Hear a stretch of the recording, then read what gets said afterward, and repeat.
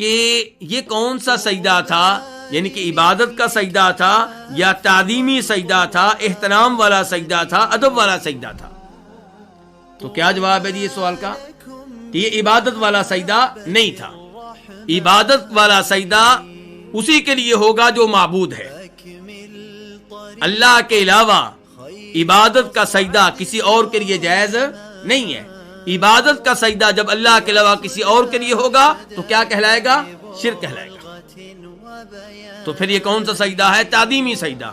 اور تعظیمی سجدہ امت محمدیہ سے پہلے جائز تھا۔ اس کی ایک مثال یہ آیت ہے کہ فرشتوں نے آدم علیہ السلام کو سجدہ کیا، اور اس کی دوسری مثال سورہ یوسف وَرَفَعَ أَبَوَيْهِ عَلَى الْعَرْشِ وَخَرُّوا لَهُ سُجَّدًا، کہ جب یوسف علیہ السلام کے والدین ان کے پاس مصر میں پہنچے تو یوسف علیہ السلام نے ان کو عرش پہ بلند کیا، اپنے ساتھ عرش پہ بٹھایا۔ عام لوگ نیچے بیٹھے تھے اور یوسف علیہ السلام نے اپنے والدین کو اپنے ساتھ عرش پہ بٹھایا، اور پھر وہاں پہ یوسف علیہ السلام کو یوسف علیہ السلام کے والدین نے، بھائیوں نے اور دیگر لوگوں نے سجدہ کیا۔ اللہ تعالیٰ کہتے ہیں وَخَرُّوا لَهُ سُجَّدًا، ان کے لیے سجدے میں گر پڑے۔ وہاں پہ بھی کئی لوگوں نے تعویل کرنے کی کوشش کی ہے۔ کیا کہتے ہیں جی؟ یوسف علیہ السلام کی تابع داری کا اعلان کر دیا، ان کے سامنے جھک گئے، انہیں بڑا مان لیا، جبکہ اللہ تعالیٰ کہہ رہے ہیں وَخَرُّوا لَهُ سُجَّدًا، ان کے لیے سجدے میں گر پڑے۔ تو اس لیے وہاں پہ بھی جو سجدہ ہوا ہے کون سا سجدہ ہے؟ تعظیمی، اور یہاں پہ بھی جو سجدہ مذکور ہے وہ کون سا ہے؟ تعظیمی۔ اب سوال پیدا یہ ہوگا کہ کیا تعظیمی سجدہ آج بھی جائز ہے؟ کیا آج ہم اپنے کسی بڑے عالم دین کو، اپنے والد صاحب کو تعظیمی سجدہ کر سکتے ہیں؟ احترام کا سجدہ کر سکتے ہیں؟ ادب کا سجدہ کر سکتے ہیں؟ اس سوال کا جواب یہ ہے کہ پہلی امتوں میں تعظیمی سجدہ جائز تھا، ہماری امت میں تعظیمی سجدہ بھی حرام قرار پایا۔ کیوں؟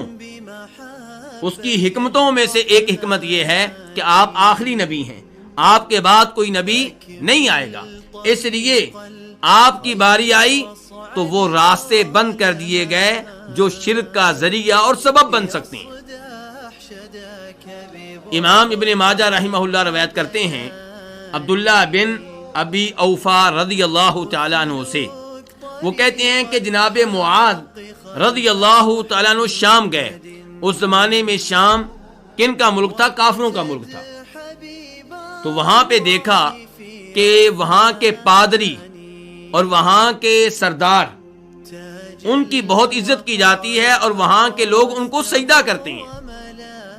جناب معاذ بن جبل یہ منظر دیکھ کر بڑے متاثر ہوئے اور کہنے لگے کہ اگر ان کو سجدہ ہو سکتا ہے جبکہ یہ نبی علیہ الصلوۃ والسلام کے سامنے کوئی حیثیت نہیں رکھتے، ان کا کوئی مقام نہیں ہے، نبی علیہ الصلوۃ والسلام تمام انسانوں میں سب سے افضل ہیں، سب سے اعلیٰ ہیں، سب سے برتر ہیں، تو آپ کو سجدہ ہونا چاہیے۔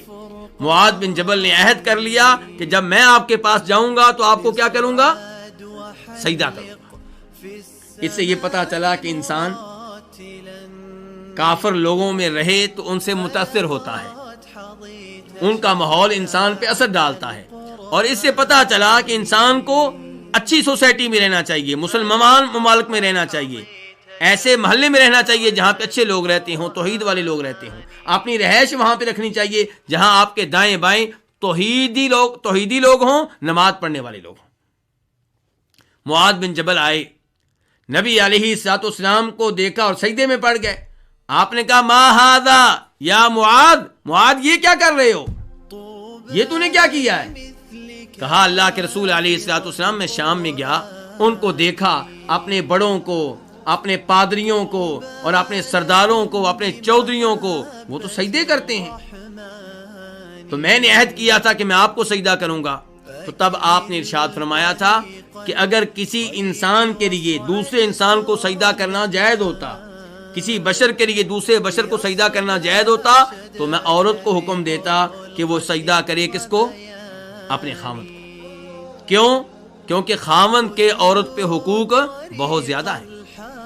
تو اس حدیث سے کیا پتا چلا کہ ہماری امت میں تعظیمی سجدہ جائز ہے کہ حرام ہے، ممنوع ہے؟ حرام ہے اور ممنوع ہے. اس لیے تعظیمی سجدہ کسی کو کرنا جائز نہیں ہے.